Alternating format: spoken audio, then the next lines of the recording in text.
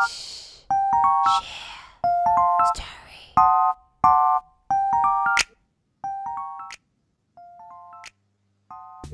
selamat malam. Lah, Ya, malam. Uh, Sebelumnya, terima kasih banyak kepada Kak Fandi Kurniawan sudah mau untuk hadir dalam wawancara kali ini. Wah, ya, hai.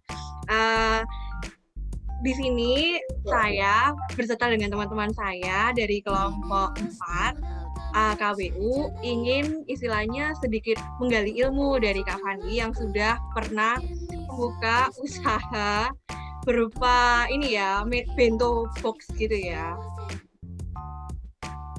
Oke, nah, perkenalkan saya Delia Sevia dari Gizi 4B, lalu ada teman saya, ada Eva. halo Eva. Halo Kak. Lalu ada teman saya lagi, Meliana Chandra. Hai, Meli. Hey Meli. Ada moderator ya dong, oke siap. Oke, baik. Jadi di sini kita mau ngajak Kak Fandi buat istilahnya sedikit ya menggali ilmu lah ya dari yang pernah Kak Fandi lakukan. Kak Fandi bersedia kan ya? Bersedia.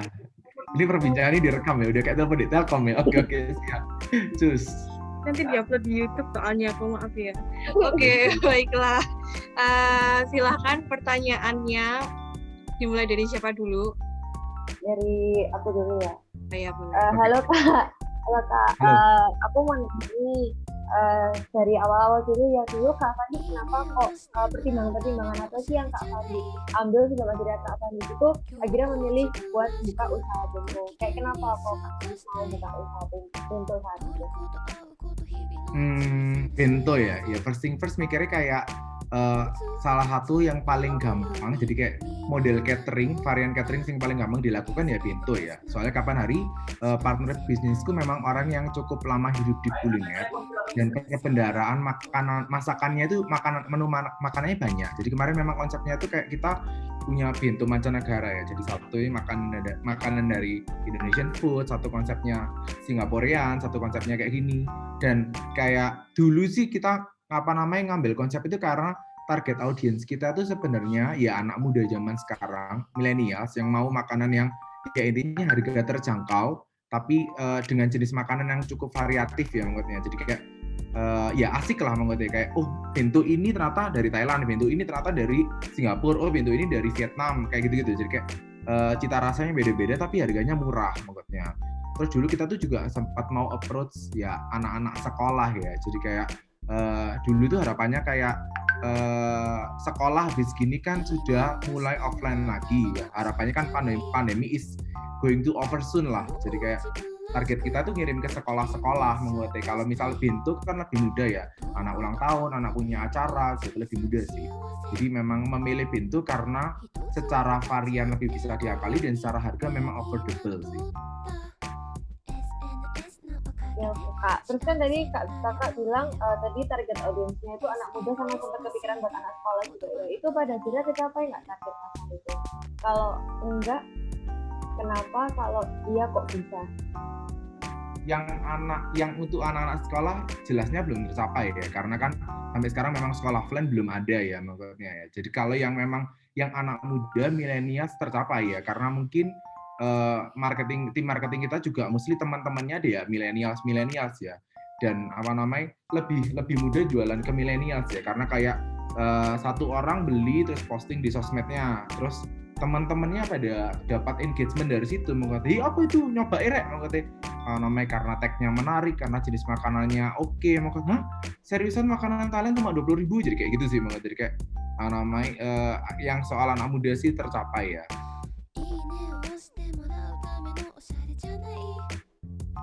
Next question. Oh ya, terus Kak Fandi waktu itu sistemnya pre-order ya? Pre-order, betul. Jarak dari pre-order sampai pengiriman itu kira-kira kayak berapa lama? Kita ngeloknya setiap H-7 hari, di situ 1 minggu sih. Jadi kayak benar-benar H-1 minggu buat kita preparation buat kitchen sih. Selanjutnya ke Nana ya? Nana Thank you, Kak. Oh iya, Pak. Sama-sama. Selanjutnya dari aku ya, Kak. Oke. Untuk packaging sendiri, biasanya hal apa sih yang menurut Kakak harus dipertimbangkan untuk memilih packaging yang tepat gitu loh? Dan untuk bentuk bento, kalau menurut Kakak sendiri, gimana packaging yang ideal? Apakah suara saya terdengar? Terdengar. Maaf ya. Soalnya biasa pelan katanya. Terdengar, hanya memikirkan jawaban yang aman aja. Yang pasti sih ya food grade ya, kalau misal ngomongin packaging ya maksudnya ya. Soalnya kayak setelah food grade itu poin kedua biasanya kita para pedagang ya jelasnya murah maksudnya, masuk akal maksudnya di budgeting kita maksudnya. Jadi kadang itu ketika nyari barang yang murah itu nggak safety secara makanan sih, terlalu tipis maksudnya. Terus kayak chemicalnya kayak kena air panas, kena bumbu panas, cairan panas itu kayak kimianya bla bla bla bla bla bla. Jadi kayak tetap nomor satu harus food grade. Yang kedua ya murah maksudnya, karena kita kan jualannya murah maksudnya. Jadi kayak memang ya tantangannya besar sih maksudnya, mencari barang yang food grade dan murah maksudnya. Tapi ternyata ya memang realitasnya ada maksudnya. Tapi ya itu selalu harus ngakali maksudnya. Jadi kayak misal untuk varian makanan kami yang Meksiko sama Thailand misal packagingnya sama dong maksudnya, tapi ya itu kami ngakalinnya di untuk HPP-nya biar tetap oke seimbang ya, ngakalin di komposisi sih. Jadi kayak biar bento kami itu punya signature khusus. Oh, packagingnya kayak gini, dia punya sabuk kayak gini, dia punya tag kayak gini, ya itu memang harus dijaga. Memang kita harus keluar costing untuk branding ya somehow ya. Nah itu kayak sesuatu yang tidak bisa diganggu gugat. Oh ya wis lah, keluar untuk packaging aku harus buang 2.700 per pack mengerti. Wis nggak bisa. Kadang itu memang untuk keperluan branding karena produk kita kan baru ya. Somehow kita memang harus bikin branding yang cukup strong. Jadi orang ingat mengerti. Oh ini ikan mengerti kayak gitu. Nah, jadi kayak ya ngakalinya benar-benar di costing kita untuk sayurannya lah, dagingnya lah, potong-potongannya kayak gitu-gitu sih. Oh iya. Jadi Okay. terus price. Ya, cukup bisa dipahami. Terus untuk pertanyaan berikutnya, gimana sih strategi kakak untuk buat pemasarannya supaya ya lebih laku aja, supaya jualannya berhasil, terus bisa meningkatkan jumlah konsumen? Oh, strategi pemasaran ya. Kalau dulu sih mikirnya cukup simpel ya, karena kita sekali open PO itu juga sebenarnya kemampuan kami yaitu ya sebenarnya kayak based on dari kemampuan kitchen produksi aja sih. Saat itu sih kayak kemampuan produksi kami juga nggak terlalu tinggi. Jadi kayak dengan open PO setiap minggunya itu sudah ya ini 1 bulan kan kita open PO 2 kali. Setiap open PO itu kita punya capacity itu kayak 40-50. Itu kayak selalu terpenuhi sih mengenai puji Tuhan. Jadi kayak mikir strategi marketingnya nggak terlalu gimana-gimana. At least sih kayak ya lebih ke arah kayak bagi-bagi temen ya. Oke. Jadi di kan kita punya minggu pertama dan minggu ketiga. Di minggu pertama temennya siapa. Jadi kita bikin grouping. Ininya kayak karena pintunya yang kita open PO ini juga bukan varian yang selalu sama terus. Jadi ada kemungkinan kita menawari ke orang-orang yang sama di minggu-minggu yang sama. Jadi si A ada kemungkinan bakal dapat, yaitu kita bikin ya plot sendiri ya untuk nawar-nawari. Dan kadang itu based on experience dan based on kayak laporan kita itu pasti akan minimal 10 maksudnya. Jadi kayak kita udah punya grouping untuk memenuhi plot kuota itu sih. Ya itu memang pentingnya punya marketing yang punya channel cukup banyak ya. Jadi ya manusia-manusia yang versi bahasa teman kalian si Adel, social butterfly itu ya itu mudah mencarinya. Jadi kayak memang harusnya marketingnya semacam itu sih. Iya, oke. Makasih banyak untuk jawabannya, Kak. Selanjutnya ada Adel berarti. Oke, baiklah. Akan aku lanjutkan ya, Kak Fandi. Lalu, untuk menurut Anda sendiri, gimana sih caranya meminimalisir biaya tanpa mengurangi kualitas produk yang dijual? Termasuk kalau misalnya ada kenaikan harga bahan pangan ya, apa strateginya yang Anda lakukan waktu itu? Sorry, berarti pertanyaannya adalah bagaimana, sorry. bagaimana cara meminimalisir biaya yang dikeluarkan tanpa mengurangi si kualitas produk yang dijual. Termasuk kalau tiba-tiba nih ada kenaikan harga bahan pangannya. Nah, itu strateginya itu apa yang Anda lakukan waktu itu? Kalau di tempatku sih kayak kita nggak meminimalisir ya. Jadi kalau misal memang in case itu kita butuh menaikkan, ya kita akan menaikkan. Tapi naikinnya bukan cuma satu produk ya, which is itu langsung semua. Jadi cost ini kayak sekarang kan aku juga kerja di tempat di food and beverage ya. Kalau memang naikin satu varian makanan, rata-rata jarang ternyata. Jadi naikinnya langsung all varian. Jadi menu board, menu chart itu semuanya otomatis naik. Kalau memang naik satu, ya akan terfokus banget di naik itu mau menu A. Nggak usah beli dong. Jadi memang dinaikin semua secara general. Jadi memang akan, ya orang-orang akan tahu, oh memang lagi naik maksudnya. Jadi kayak jarang banget kita tuh ngakali karena memang secara HPP ya cukup ngepres ya mengerti. Kalau misal kita harus potong lagi jadi acara charity nanti jadinya. Oke, Del. Oke, baiklah. Berarti strateginya langsung naikin semua ya, biar nggak ada satu menu yang nggak laku gara-gara harganya naik kayak gitu. Betul. Ini nih, menurut Anda sendiri nih, Kak Fandi, apa sih tantangan yang terbesar selama menjalani bisnis bento box ini? Sama halnya seperti bisnis kuliner lainnya ya. Jadi kayak ketika kita open PO, ya masa pandemi ya, karena kami jualannya ya semua open PO, mengerti? Gimana cara kita itu bisa kelihatan di tengah open PO itu, mengerti? Yaitu membuat branding desain yang berbeda, mengerti? Jadi kayak digital marketing kita yang harus jalan ya, mengerti ya. Selain ngandalin channel, namanya grup link yang kita miliki ya, kayak branding strategis dan digital marketingnya kudu jalan banget maksudnya. Kayak misal ya itulah pentingnya untuk melakukan research dan analisis. Oh sekarang ini semua bikin promo makanan warnanya apa mengerti. Oh mungkin kita hadir dengan warna yang berbeda. Namanya kadang itu nggak usah sampai mikir, oh semua warna udah keambil, hijau, merah, kuning, biru, pokoknya warna-warna utama udah keambil. Ya udah, kadang itu kayak bikin aja kayak hijau itu warnanya wake, maksudnya banyak banget di color chart warna hijau. Cari aja warna hijau yang nggak pernah kepake, maksudnya dengan terus kayak kombinasi warna lain dan kayak selalu bikin promo sih. Oh di bulan ini kita punya promo apa, maksudnya kan seperti biasa ya, setahun tuh kayak pasti ada kayak momen-momen hari raya besar yang bisa dipakai. Yaitu pinter-pinter nguatin branding, kayak ngeliat Gojek ya, mau hari raya apapun pasti kayak mau kenaikan Isa Almasi apa, dia selalu bisa mengemas desainnya warnanya hijau Gojek itu maksudnya. Susah loh bikin kenaikan Isa Almasi warna hijau kan, isn't it? Jadi kayak ya itu pinter-pinternya kayak nguatin, nge-strongin brandingnya, jadi jualan kita tuh selalu kelihatan sih mengerti. Jadi kayak kalau sekarang sih ya mostly pakai metode IG story dengan konsep video ya. Karena kadang kalau misal visual doang, orang sekarang di IG story atau WA story itu ya nge-skip doang mengerti. Apalagi tulisan informasinya banyak ya.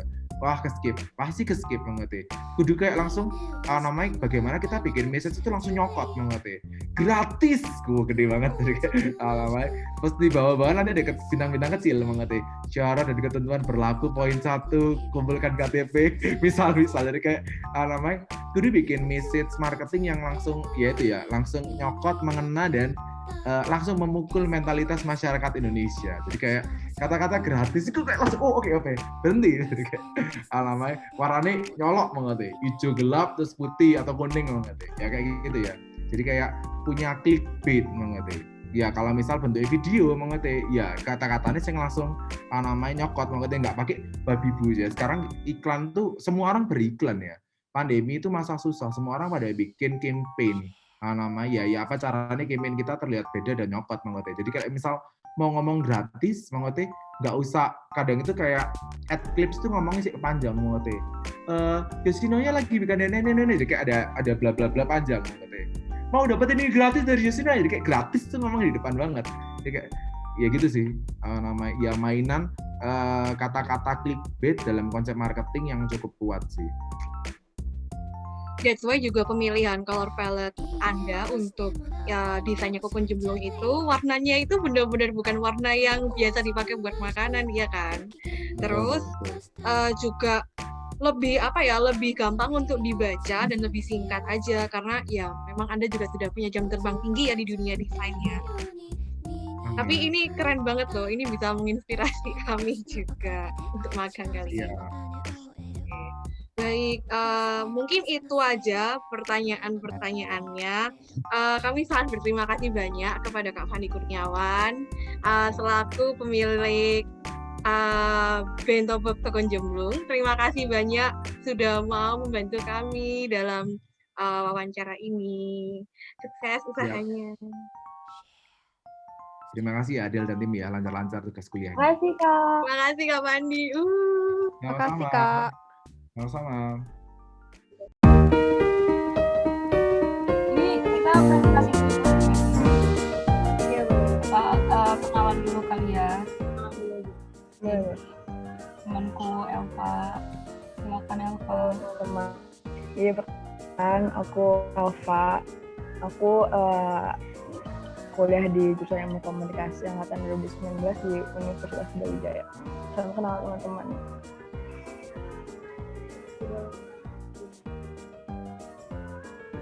Gak tahu sih aku kedengeran nggak? Kayak musiknya terlalu kenceng.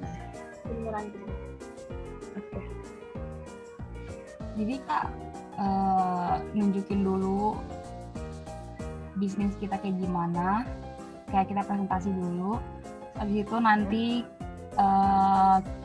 kita butuh komentar dari lu. Habis itu nanti kita nanyain beberapa pertanyaan untuk kayak tips and trick gitu. Oke. Aku share screen ya.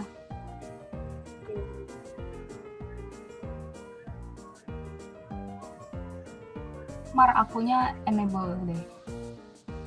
Oh iya.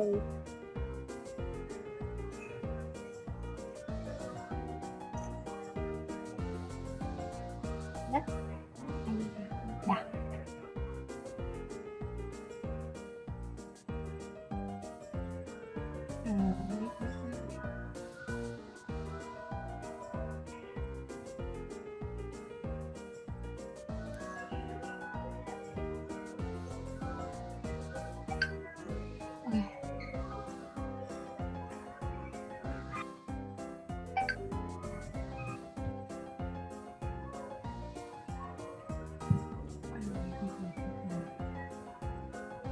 Kelihatan ya? Kelihatan kok.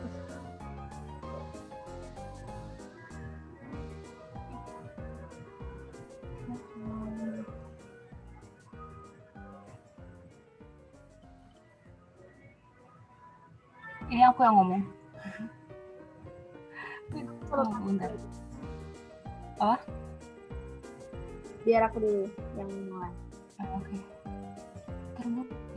Oke, jadi kita tuh punya bisnis. Sebenarnya bisnisnya itu direncanakan karena kita dapet tugas gitu, kayak tugas akhir gitu untuk mengganti magang. Dan kita bikin usahanya itu adalah Healthy Bento kayak gitu. Nah, jenis usahanya itu. Bentar. Sorry. Record sih.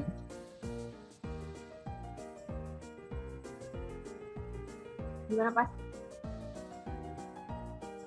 Di record udah belum? Udah. Oke. Udah kelihatan soalnya kalau share screen. Lanjut. Udah record. Nah, oke aku lanjutin ya. Jadi nama usahanya itu adalah Healthy Bento. Terus jenis usahanya itu adalah boga, jadi di bidang kuliner gitu. Nah, rangkumannya tuh sebenarnya kita pengen bikin bento yang sehat kayak gitu, yang sehat dan juga mencakup kebutuhan zat gizi seseorang dalam satu hari gitu. Karena kita kan anak gizi gitu atau kuliah di jurusan gizi. Nah, kita tuh pengen melakukan sistemnya itu adalah pre-order kayak selama kurang lebih 7 hari gitu. Jadi kita lakuinnya selama 1 bulan, terus kayak tiap minggu tuh kayak menunya berubah. Nah, kita tuh pertama akan mempromosikan dulu kayak tema menu kita melalui sosial media. Nah, sosial medianya itu adalah sosial media dari anggota kita masing-masing kayak gitu. Karena engagement-nya lebih gede daripada kita bikin sosial media yang baru. Nah, pesanan makanan itu nanti akan kita buat sesuai dengan PO yang udah masuk waktu setelah kita promosi.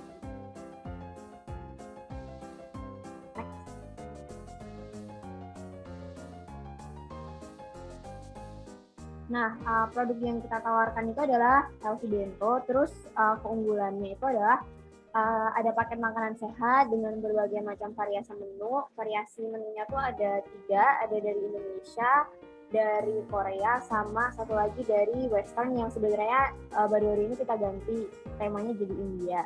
Nah, terus perbandingan dengan produk lain itu menu kita tuh kayak ganti-ganti tiap minggunya. Terus jumlah produksinya itu kira-kira setiap hari kerja itu adalah 12 porsi. Nah, untuk sasarannya itu adalah pekerja-pekerja kantoran yang sibuk atau mahasiswa yang sibuk itu dan tidak memiliki waktu untuk menyiapkan bekal makan siang.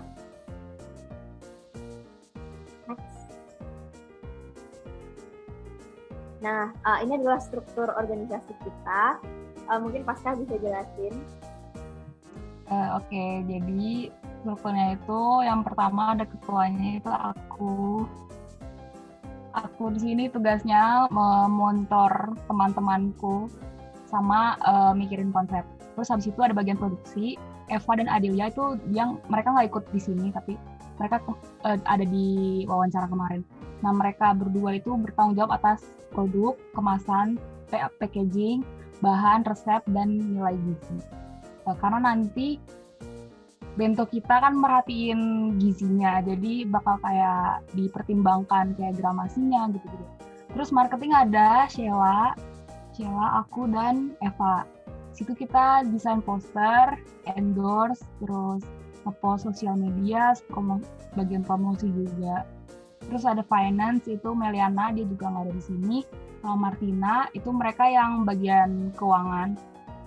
Terus R&D itu Meliana sama Adelia. Mereka yang bertanggung jawab ke atas bahan yang bakal kita pakai untuk masakan kita sebelum dijual ke konsumen. Terus akomodasi ini Martina sama Sheila, itu mereka nanti tanggung jawab buat beli barang, kayak nganter barang-barangnya gitu, karena mereka yang punya kendaraan. Ini bagannya doang sih. Jadi ini ketuanya aku, terus ini marketing, aku Sheila dan Eva. Di finance itu Martina sama Meliana. Ini produksi Eva dan Adel. Ini tadi R&D Adel dan Meliana. Terus akomodasi Sheila dan Martina. Next, ini sumber daya, ini yang kira-kira bakal kita butuhkan nanti waktu kita memulai membuat produk kita. Jadi untuk peralatan, kita butuh peralatan memasak. Kira-kira yang kita butuhkan ini kompor, panci, wajan, spatula, rice cooker, talenan, pisau, peralatan buat kebersihannya, dan buat packaging. Habis itu bahan-bahan produksi yaitu ya bahan makanan yang bakal kita pakai untuk membuat menu, sama bahan kebersihan dan produksi kayak gas, sabun, dan sebagainya, sama buat packagingnya. Terus tenaga kerja itu kita doang, kita total 6 orang, jadi hanya kita berenam yang bekerja. Terus biaya-biaya lain itu bensin buat akomodasi, listrik, dan air. Terus next, ini target pasar kita untuk produk itu segmentasinya populasi yang berusia 19-30 tahun yang tinggal di perkotaan, sosialita, sering melakukan transaksi elektronik, dan memiliki waktu terbatas dalam mengakses makanan sehat. Targetnya itu komunitas pekerja, mahasiswa kesehatan, dan komunitas pemuda yang melek kesehatan dan gizi. Next, ini strategi pemasarannya. Kita masih belum tahu harga pasti, cuma kita kira-kira aja nembak sekitar 30 ribuan. Nanti mungkin setelah udah analisis lebih detail bakal kurang atau lebih. Terus nanti kita produksinya dan distribusinya di wilayah Surabaya. Terus promosi di Instagram sama TikTok. Di TikTok ini kita kayak buat promosi doang, bukan buat order. Kalau order tetap ke Instagram. Jadi kayak TikToknya kayak model kalau kamu tahu si Ibra atau Dims Guys kayak gitu, bikin promosi gitu. Terus udah selesai begitu aja presentasi dari kita.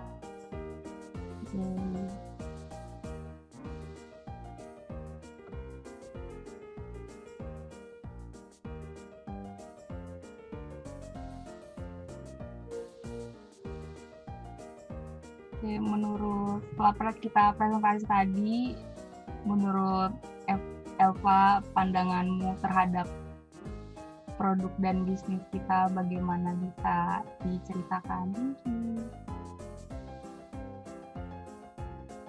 Ya, halo teman-teman. Jadi terima kasih tadi kan udah presentasiin tentang ide-idenya kalian. Kalau menurut aku sebenarnya udah bagus sih, udah detail. Tapi kalau misalnya tadi kan kalian mau nganter sendiri ya, maksudnya ada biaya kendaraannya gitu kan. Kalau misalnya kayak ditambahin kayak pakai mungkin bosan atau semacamnya atau aplikasi help itu apa memungkinkan mungkin buat kalian, mungkin bisa dipikirin juga. Soalnya kalau pakai aplikasi hub, maksudnya kan kalian cuma berenam kan, ini kalian kan semua sendiri yang ngatur kan. Takutnya maksudnya sumber dayanya mungkin bisa aja nanti kalian udah kecapean duluan gitu loh, kalau misalnya emang nanti banyak orderan atau gimana. Soalnya jujur kan aku waktu ngurus dapur Bintaro itu emang aku bagi dua gitu loh, ada yang beberapa aku antar sendiri, ada beberapa yang aku pakein GoSend atau help gitu-gitu. Jadi kayak biar nggak terlalu capek juga buat kita gitu kan. Terus yang kedua, aku udah setuju kalian pakai sistem pre-order, soalnya kan kalau kita baru mulai bisnis gini, yang kita bingungin pasti kan terkait datanya kan, maksudnya mungkin belum terlalu besar juga kan terkait dananya. Jadi untuk mengantisipasi kurangnya dana itu, kita bisa pakai sistem itu aja, pre-order. Menurut aku udah bagus sih untuk pemilihan sistemnya. Itu sih kalau menurut aku. Itu aja.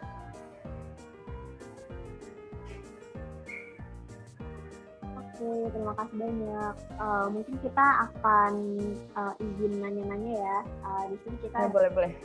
7 pertanyaan. Nah, nanti untuk 2 pertanyaan pertama akan aku tanyain, terus untuk pertanyaan yang lain nanti akan dijawab sama Pascah dan teman kita semua. Nah, yang pertama pengen kita tanyain itu adalah tentang sebenarnya kita masih bingung ya tentang bento ini, karena kan bento tuh salah satu makanan yang sebenarnya image-nya tuh makanan yang mahal dan sebagainya. Nah, kira-kira berapa lama sih waktu yang harus kita alokasikan nih untuk riset pasar dan lain sebagainya, atau berdasarkan pengalaman kamu sendiri, kemarin kamu riset pasar berapa lama? Kalau makasih untuk pertanyaannya. Kalau untuk aku sendiri di bisnis dapur Bintaro itu kemarin untuk riset sebenarnya jujur aja nggak terlalu lama, karena itu maksudnya idenya untuk memulai bisnis dapur Bintaro karena tiba-tiba gitu loh, cepet, karena kan lagi aku mulai itu masa pandemi kan, awal pandemi, dan aku tuh ya bisa bosen gitu kan ngapa-ngapain. Terus aku sama orang tua aku, terutama ibu sih, kayak berdua langsung udah cepet gitu sih, kayak nyiapin menunya apa. Terus kalau untuk target pasar sendiri sebenarnya yang paling aman sih ya dari orang-orang terdekat kita dulu sih, mengenalkan produk-produk kita itu sama sesuaiin sama jenis makanan yang mau kita tawarkan tuh apa ke mereka, apa cocok atau enggak ke target pemasaran kita gitu.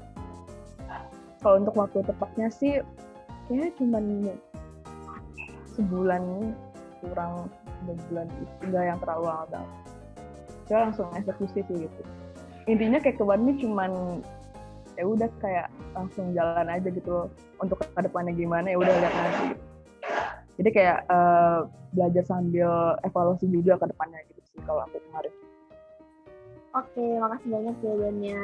Nah, kalau menurut usaha yang udah kamu lakuin sebelumnya, nah aku juga pengen nanya nih, pernah ada nggak sih kayak keraguan gitu antara mungkin karena mungkin omsetnya nggak terlalu gede, terus pengen berubah produknya atau kayak gimana gitu. Terus kalau misal ada keraguan untuk merubah produk tuh kamu mensiasatinya tuh kayak gimana?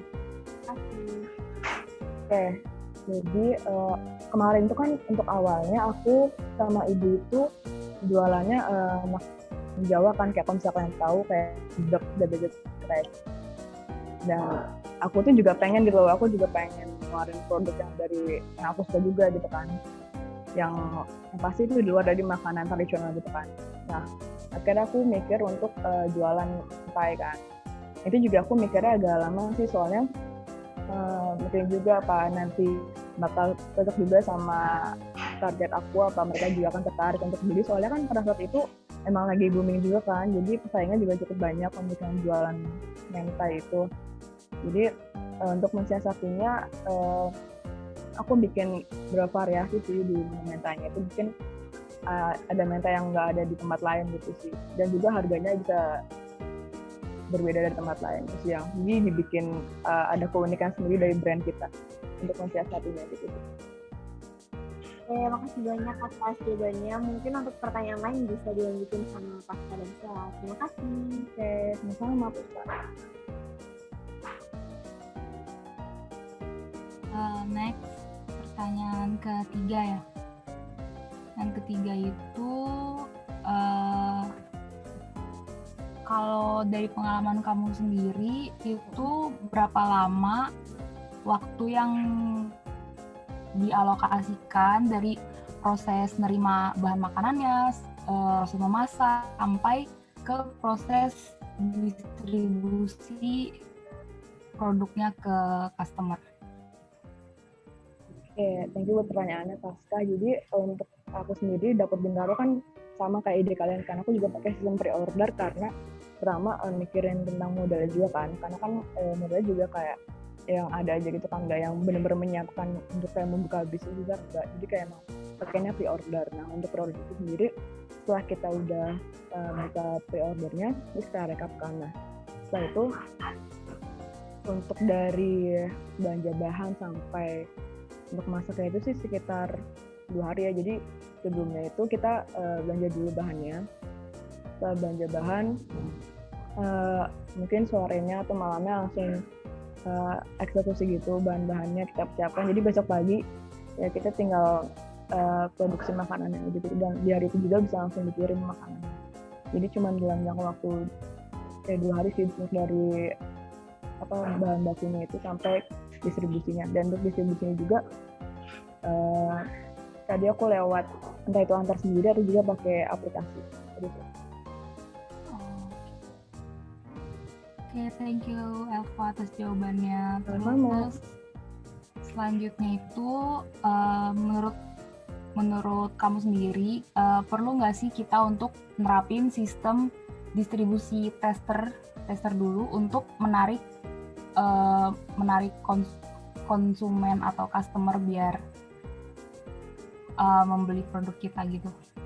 Thank you. Oke, kalau tentang itu menurut aku sih boleh ya, dan penting juga, soalnya kan gimana pun caranya itu di awal kan yang penting adalah kita bagaimana caranya kita untuk memperkenalkan apa ya istilahnya produk kita atau brand kita ke masyarakat gitu kan. Nah untuk meningkatkan awareness-nya itu bisa dengan cara ya memberikan mungkin produk gratis. Nah dengan produk kayak gitu mereka jadi seenggaknya tahu dulu nih, oh itu di awal jangan langsung kayak berpikiran mereka nanti akan beli. Yang penting yang kita tahu itu mereka udah tahu dulu nih sama brand kita, oh ada menu ini, menunya ini. Nah dari situ nanti kedepannya baru bisa dari untuk tim marketingnya sendiri itu bisa dikejar lagi untuk selanjutnya. Jadi yang penting awalnya sih untuk tingkatin awareness-nya dulu tentang brand kita. Penting sih menurut aku, boleh juga untuk dicoba.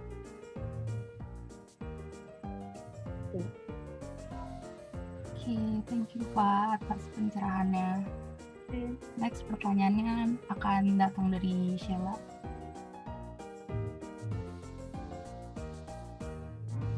Oke, untuk pertanyaan selanjutnya, pertanyaan nomor 5 tepatnya, mungkin dari saya sendiri itu sekiranya apakah kami itu boleh mengetahui mekanisme pemasaran yang pernah dilakukan?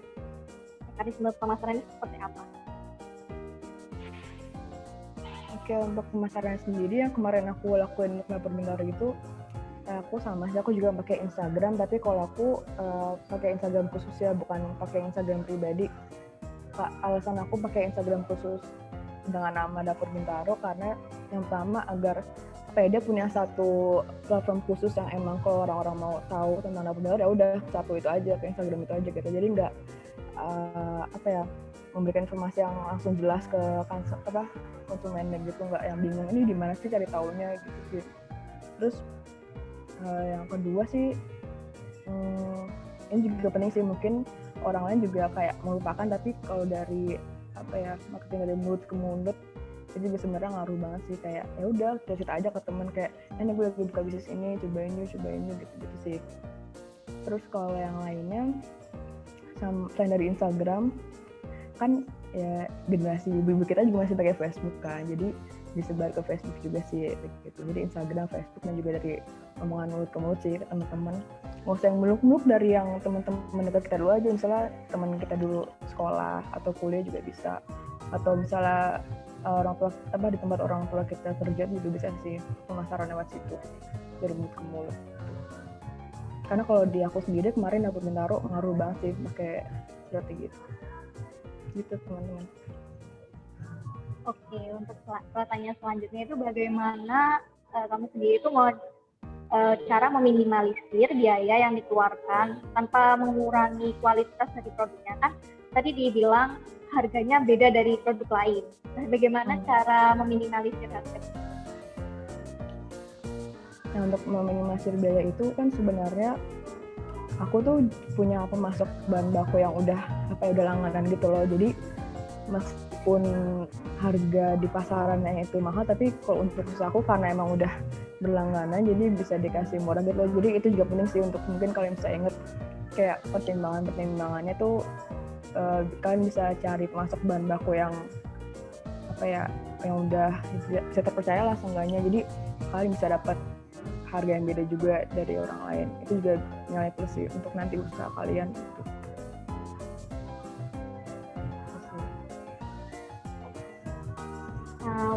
Mungkin untuk pertanyaan terakhir, menurut Anda apakah tantangan terbesar selama menjalankan bisnis makanan ini, tantangan terbesarnya itu seperti apa?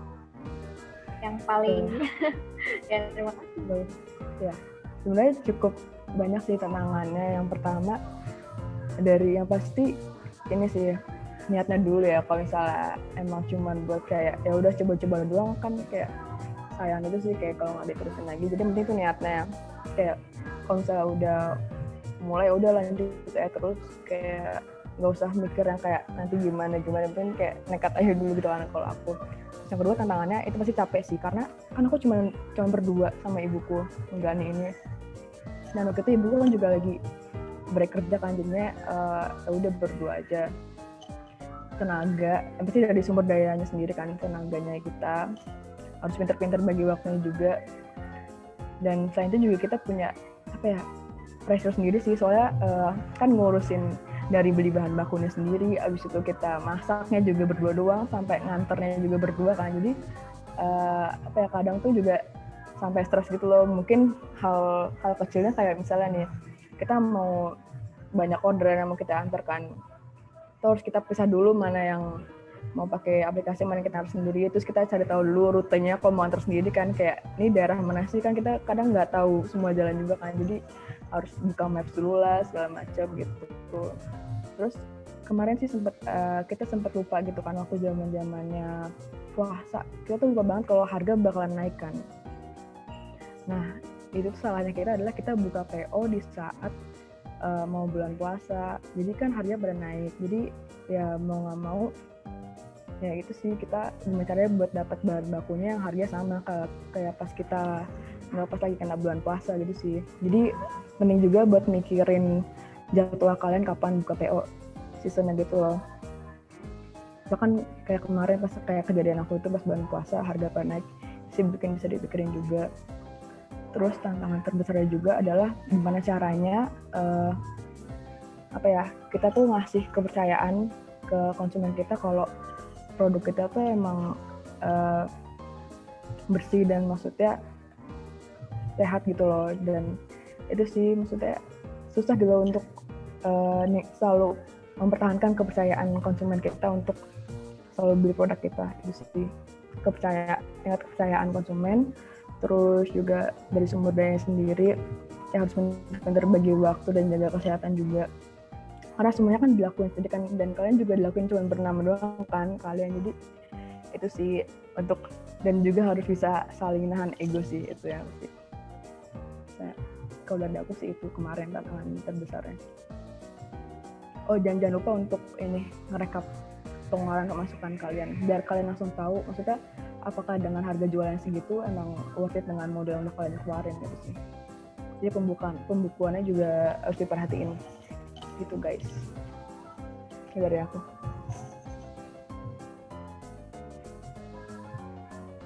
Oke, makasih banyak saran-sarannya, dan juga tadi kita udah itu juga, makasih juga untuk tipsnya dan juga pastinya untuk motivasinya ya.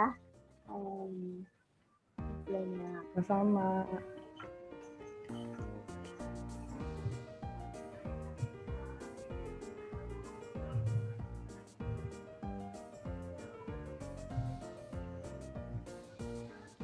Mungkin itu dulu sih dari kita. Makasih banyak udah ngeluangin waktu, dan juga makasih juga untuk ya semua sarannya tadi. Semoga bisnis kita bisa lancar kayak gitu, dan selamat melanjutkan aktivitas gitu sih. Makasih banyak. Makasih ya teman-teman juga udah undang aku. Thank you.